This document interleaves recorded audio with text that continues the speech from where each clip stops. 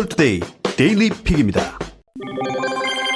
코로나19의 확산으로 인해 온라인상의 경제활동이 나날이 활발해지고 있는데요. 반대로 오프라인 매장들은 큰 어려움에 당면하고 있는 것으로 알려져 있죠. 디지털투데이가 마이크로소프트, 즉 MS가 도심 매장을 통한 오프라인 유통사업을 포기한다고 보도했습니다. 영구적으로 모든 오프라인 매장 문을 닫고 온라인 서비스에 집중할 예정이라는데요. CNBC를 인용한 이 보도에서 MS는 일부 체험형 매장을 제외한 전 세계 83개의 MS 오프라인 매장을 영구적으로 폐쇄할 것이라고 발표했습니다. 제품 판매와 교육, 사후 지원 등 서비스는 모두 온라인을 통해 이루어질 예정인데요.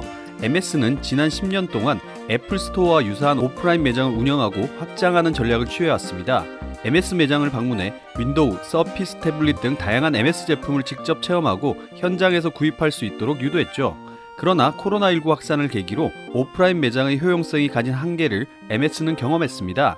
애플과 달리 MS는 소프트웨어가 주력 제품이며 최근 클라우드 사업 확장으로 일반 소매 제품의 비중이 크게 줄었습니다. 데이비 포터 MS 부사장은 공식 성명을 통해 MS의 각종 제품들이 디지털 제품으로 진화함에 따라 온라인 서비스의 중요성이 더욱 커지고 있다면서 온라인 서비스를 통해 고객과의 접점을 더욱 늘려나갈 것이라고 밝혔습니다. MS는 오프라인 매장 폐쇄로 약 5,300억 원의 청산 비용이 들 것으로 추산하고 있습니다. 최근 간편 결제 시스템 중 가장 큰 관심을 받고 있는 것 중 하나가 카카오페이인데요. 이젠 사업의 확장으로 단순하게 간편 결제 시스템이라고 부르는 것조차 무색해지는 것 같네요.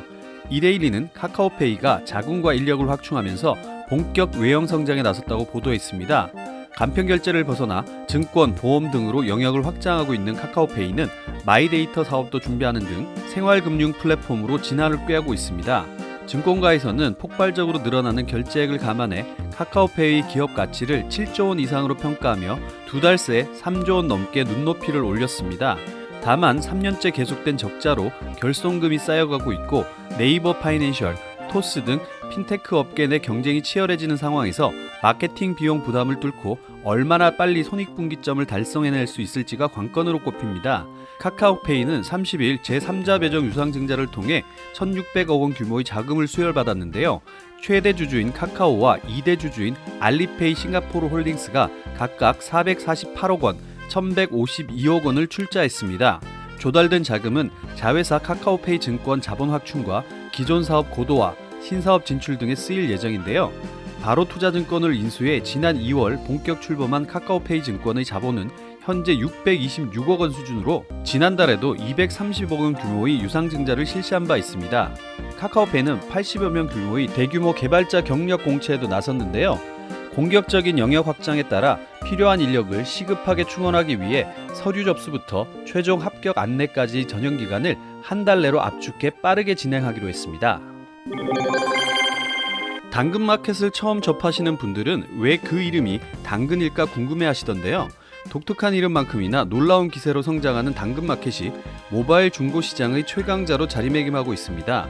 한국, 일본은 한때 네이버 카페 중고나라가 독주하던 중고거래 시장에서 서비스 시작 5년 만에 월간 실이용자 수 800만 명을 끌어모은 당근마켓에 대해 보도했습니다. 당신 근처의 마켓이라는 이름이 말하듯 당근마켓은 거주 지역 기반 중고거래 플랫폼입니다.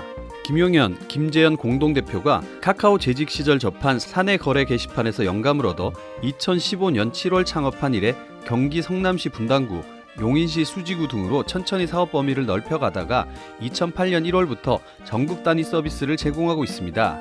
현재 국내 중고거래 앱 중에서는 독보적인 1위, 커머스 앱 중에선 쿠팡에 이어 두 번째로 많이 사용되고 있죠. 당근마켓의 가장 큰 장점은 동네 기반 직거래에서 오는 신뢰입니다. 최근 시장 브랜드 조사 결과 당근마켓은 만족도, 선호도, 타인 추천 의향 등 모든 지표에서 1위를 차지했습니다. 또 직거래 시스템은 중고거래의 고질적인 문제점이었던 사기 피해의 가능성을 현저히 낮췄는데요. 당근마켓이 꿈꾸는 것은 맘카페를 뛰어넘는 지역 커뮤니티입니다. 실제로 당근마켓에는 잃어버린 반려견을 찾는다는 글부터 동네 주차장소를 빌려달라는 글, 벌레를 잡아달라는 글까지 기존 중고거래 플랫폼에서는 찾기 어려운 동네 기반의 요청들이 올라오고 있습니다. 당근마켓이 점차 자신이 사는 지역의 다양한 소식과 정보를 접할 수 있는 지역 생활 앱으로 자리매김하고 있는 것이죠. 네이버의 시스템을 이용해 상품이나 서비스를 거래해 보신 분이라면 정산 날짜 기다리는 게 나름의 즐거움이자 긴장되는 순간이기도 한데요. 전자신문은 네이버가 스마트 주문 결제 정산을 앞당긴다고 보도했습니다. 중소상공인의 현금 흐름 개선을 돕고 오프라인 네이버 주문 간편 결제 확산에 가속도를 붙입니다. 결제와 동시에 구매 확정이 이루어지고 다음 날 정산까지 마칩니다. 스마트 주문은 식당에서 고객이 앉은 자리에서 QR코드를 통해 메뉴를 주문하고 네이버페이로 결제하는 비대면 주문 결제 시스템입니다. 네이버가 지난해 하반기 베타 테스트를 도입해 올해 정식 적용했는데요. 폴바셋 등 대형 업체로부터 소형 음식점, 카페에서도 도입이 활발합니다. 네이버 스마트 주문은 그동안 서빙, 즉 픽업 완료 기준 다음 날 오후 6시에 네이버페이 구매를 확정했는데요. 구매 확정 후 1영업일 이내에 정산이 이루어지기 때문에 사업자 입장에서는 실제 구매가 일어난 뒤 이틀 후 금액을 정산받을 수 있었습니다. 6월 중순부터는 서빙 완료 즉시 네이버페이 구매 확정이 이루어졌는데요. 구매 확정일이 하루 당겨지며 정산도 이튿날 받을 수 있습니다. 서빙 완료 후 주문 취소가 이루어지면 페이센터에서 구매 확정 후 취소가 가능하도록 보완했습니다. 간편결제 비즈니스를 운영하는 인터넷 기업은 대부분 비대면 주문 결제 시스템을 운영 중입니다. 페이스북이 트럼프 미국 대통령의 발언들을 방치했다가 광고주들의 거센 반발로 어려움을 겪고 있다는 소식이 있었는데요. 페이스북이 항복을 선언했지만 그 반발은 가라앉지 않은 듯합니다. 아시아경제는 페이스북이 광고주의 보이콧 움직임이 확산하면서 최대 위기 상황을 맞닥뜨리고 있다고 보도했습니다. 도널드 트럼프 미국 대통령의 폭력적 발언을 방치했다가 뒤늦게 혐오 발언 등을 막겠다고 발표했지만 현재까지 보이콧을 선언한 기업은 160개가 넘습니다. 블룸버그 통신 등에 따르면 스타벅스는 이날 성명을 통해 페이스북을 포함한 소셜 네트워크 서비스의 광고를 중단한다고 발표했습니다. 스타벅스는 광고 중단 결정은 특정 집단에 대한 공개적인 혐오 발언 확산을 막기 위해서라면서 관련 논의를 민간 인권단체 등과 진행하겠다고 밝혔습니다. 지금까지 페이스북 보이콧에 합류한 업체는 160개사가 넘는데요. 의류업체 노스페이스, 자동차 제조업체 혼다를 비롯해 화장품업체 유니레버와 통신회사 버라이즌 등이 보이콧 명단에 이름을 올렸습니다. 음료업체 코카콜라와 양주업체 디아지오 등도 앞서 보이콧을 선언했었죠. 블룸버그는 페이스북의 광고 엑소더스 확대는 수익 성장에 대한 더 큰 리스크를 의미한다면서 향후 매출에 대한 전망이 어두워질 것으로 봤습니다. 이 같은 불안감을 반영한 듯 페이스북의 주가는 지난 26일 8.3%나 폭락했는데요. 문제는 보이콧 운동이 확산세를 보이고 있다는 점이죠. 이번 보이콧 캠페인을 주도하는 시민단체는 미국 소비자들뿐 아니라 유럽 등 전 세계 소비자를 대상으로 한 광고로 확산하겠다고 밝혔습니다. 환경 문제는 단지 특정 나라에 한정된 것이 아니라 전 세계적 혹은 지구 전체의 문제로 인식되고 있는데요. 중앙일보는 반기문 국가기후환경회의 위원장이 몽골, 북한 등에서도 미세먼지가 날아오지만 우리 책임이 더 크다고 발언했다고 전했습니다.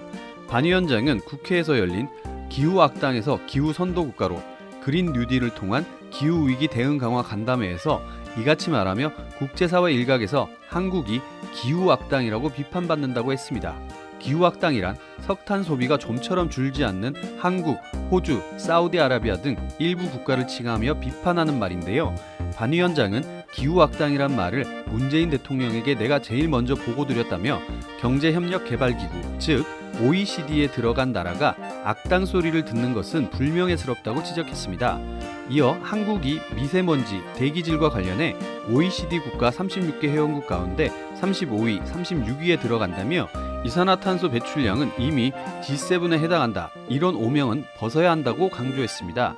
반 위원장은 개선책으로 석탄 발전 비중을 줄여야 한다고 주장했는데요.